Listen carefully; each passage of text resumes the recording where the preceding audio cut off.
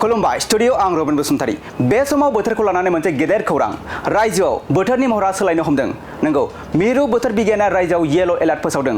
सिगां समनिफ्रायनो रायजोआव गोबां बिबांनि सान्दुंजों सुबुंफोरा थानो हायै जादोंमोन आरो रायजोआव अखा हायैनि थाखाय आबादारिफोराबो माइ गायनायाव गोबां जेंनाजों भुगिनांनो गोनां जादोंमोन दा बे समावनो बोथोरा अखाजों सोलायनो हमदों जायनि जाहोनाव मिरु बोथोर बिगियाना येलो एलार्ट फोसावदों मिरु बोथोर बिगियाननि बायदिब्ला रायजोआव गोबां बिबांनि अखाजों लोगोसे बारहुंखा सारअन्थाइ फैनो हागौ मिरु बोथोर बिगियाना गासै मोन 15 जिल्लाफोराव येलो एलार्ट फोसावदों मिरु बोथोर बिगियाना माखासे जिल्लायाव एलार्ट फोसावनाय बायदिब्ला कक्राझार चिरां नलबारि गवालपारा बङाइगाव बरपेटा आरो उदालगुरिजों लोगोसे गोबां जिल्लाफोराव मिरु बोथोर बिगियाना हाई एलार्ट फोसावदों आरो मिरु बोथोर बिगियाननि बायदिब्ला रायजोआव फैगौ 8 जुलाइसिम अखा हाबाय थागोन होनना फोसावदों खुलुमबाय स्टुडियो आं रबिन बसुमतारी बे समाव बोथोरखौ लानानै मोनसे गेदेर खौरां रायजोआव बोथोरनि महरा सोलायनो हमदों नंगौ मिरु बोथोर बिगियाना रायजोआव येलो एलार्ट फोसावदों सिगां समनिफ्रायनो रायजोआव गोबां बिबांनि सान्दुंजों सुबुंफोरा थानो हायै जादोंमोन आरो रायजोआव अखा हायैनि थाखाय आबादारिफोराबो माइ गायनायाव गोबां जेंनाजों भुगिनांनो गोनां जादोंमोन दा बे समावनो बोथोरा अखाजों सोलायनो हमदों जायनि जाहोनाव मिरु बोथोर बिगियाना येलो एलार्ट फोसावदों मिरु बोथोर बिगियाननि बायदिब्ला रायजोआव गोबां बिबांनि अखाजों लोगोसे बारहुंखा सारअन्थाइ फैनो हागौ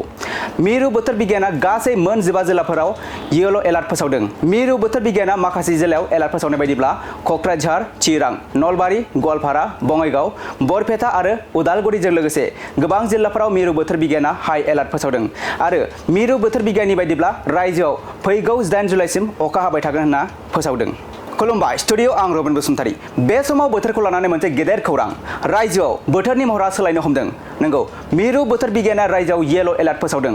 सिगां समनिफ्रायनो रायजोआव गोबां बिबांनि सान्दुंजों सुबुंफोरा थानो हायै जादोंमोन आरो रायजोआव अखा हायैनि थाखाय आबादारिफोराबो माइ गायनायाव गोबां जेंनाजों भुगिनांनो गोनां जादोंमोन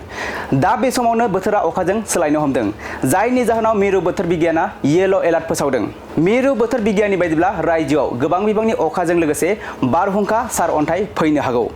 मिरु बोथोर बिगियाना गासै मोन 15 जिल्लाफोराव येलो एलार्ट फोसावदों मिरु बोथोर बिगियाना माखासे जिल्लायाव एलार्ट फोसावनाय बायदिब्ला कक्राझार चिरां नलबारि गवालपारा बङाइगाव बरपेटा आरो उदालगुरिजों लोगोसे गोबां जिल्लाफोराव मिरु बोथोर बिगियाना हाई एलार्ट फोसावदों आरो मिरु बोथोर बिगियाननि बायदिब्ला रायजोआव फैगौ 8 जुलाइसिम अखा हाबाय थागोन होनना फोसावदों खुलुमबाय स्टुडियो आं रबिन बसुमतारी बे समाव बोथोरखौ लानानै मोनसे गेदेर खौरां रायजोआव बोथोरनि महरा सोलायनो हमदों नंगौ मिरु बोथोर बिगियाना रायजोआव येलो एलार्ट फोसावदों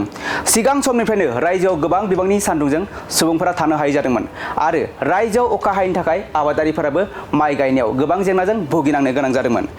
दा बे समावनो बोथोरा अखाजों सोलायनो हमदों जायनि जाहोनाव मिरु बोथोर बिगियाना येलो एलार्ट फोसावदों मिरु बोथोर बिगियाननि बायदिब्ला रायजोआव गोबां बिबांनि अखाजों लोगोसे बारहुंखा सारअन्थाइ फैनो हागौ